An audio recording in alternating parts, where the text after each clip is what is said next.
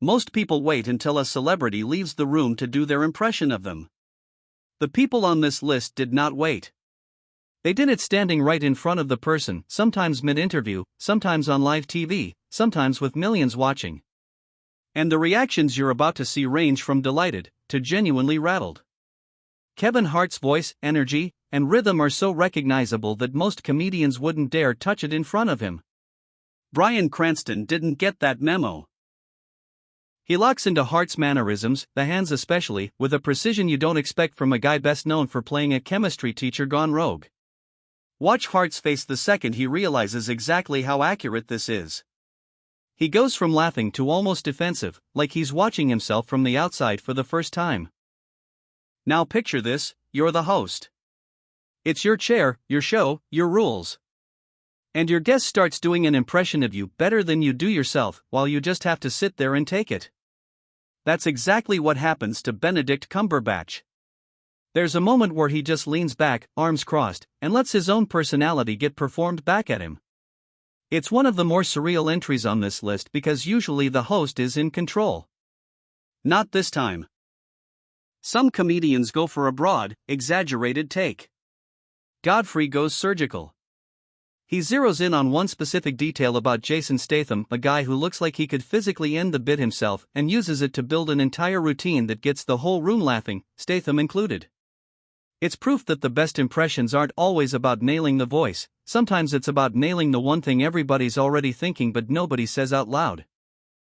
Michael Jackson might be the single hardest celebrity in pop culture history to imitate. The voice, the movement, the mystique, it's a combination almost nobody could touch. Which is exactly why comedians kept trying anyway. First, there's the story of Michael literally hiding behind a door because a room had gotten too crowded for him.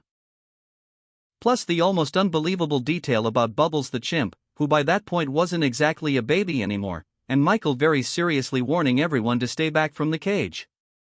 Then Chris Tucker takes the spotlight, and this is where the segment really earns its runtime. Tucker didn't just study Michael Jackson's voice for a bit, the two of them were genuinely close enough that Michael would call just to check in on him. And when Michael really missed him, he wouldn't say Chris. He'd say Christmas. That detail alone gets a laugh every time it's told. Then there's the story about sneaking into movie theaters together, Michael showing up dressed head to toe in black like he's pulling off a heist, tiptoeing in so nobody notices him, and then somehow becoming the loudest person in the entire theater once the movie actually starts. It's a perfect little contradiction, a man terrified of being seen, unable to stay quiet once the lights go down. Almost everyone who does an Arnold impression hears him slightly differently, and that inconsistency is part of the fun. His own real commentary about treating a movie career like running a global political campaign for biggest movie star in the world is basically a built-in punchline, no impression required. Then you cut to Billy Crystal's take on him, and it's clear the accent alone has become its own comedic language at this point, separate from Arnold himself. This one isn't really a comedy bit anymore. By the end, it becomes something closer to an identity crisis. The impersonator locks into Walken's rhythm and cadence so precisely that the audience actually stops laughing at the joke and starts reacting to how unnervingly accurate it is. The bit about a mysteriously missing wedding ice sculpture is the exact moment the room shifts from funny to wait, how is this possible? There's a specific kind of nerve required to imitate the person sitting 3 feet away from you, live, on their own set. One guest does this to Conan O'Brien directly, and Conan's reaction is a perfect split, half offended, half thrilled that someone nailed him this precisely. Then someone else takes a swing at John Malkovich, insisting the impression sounds nothing like him while the entire room insists otherwise. The gap between his confidence and everyone else's reaction is the whole joke. This might be the most chaotic entry on the entire list, and it earns its extra time. Coogan and Bridden don't just do impressions of Michael Caine, they turn it into a full competition, arguing about which era of Caine's voice actually counts, while the real Michael Caine sits there pretending to be offended that impressions denigrate his art. He eventually drops the bit entirely to sincerely praise his own filmography, before finally declaring an official winner. It only works because the subject of the joke is sitting right there, reacting in real time. Remove him from the room and it's half as funny. She claims, on camera, that this is the very first celebrity impression she's ever attempted in her life. That raises one obvious question: why is it already this good? A few voices land back to back, and the crowd's reaction says everything the narration doesn't need to. An actress doing an impression of another actress's most iconic character shouldn't work as well as this does, but it lands. There's also a great side story about an early, painfully awkward meeting at a movie premiere that turned memorable for entirely different reasons than expected.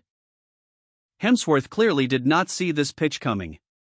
Hiddleston takes some of Loki's most dramatic lines and runs them straight through a full Australian filter, live, mid-interview, while Hemsworth just sits there, stunned, watching his own franchise get reinterpreted in real time. Where most comedians mimic a voice, Jim Carrey seems to physically become the person for a few seconds at a time. His run through vintage commercial pitchmen is a reminder that Carrey was doing full character transformation work long before most audiences knew his name. Fox doesn't just imitate Pacino's voice, he switches between young hothead Pacino and quiet storm older Pacino mid-sentence, showing how much one actor's delivery evolved across 40 years of films. 22 impressions. Every single one delivered straight to the real person's face. If you had to pick the one reaction that was funnier than the impression itself, drop it in the comments and subscribe, because the next list is even more unhinged.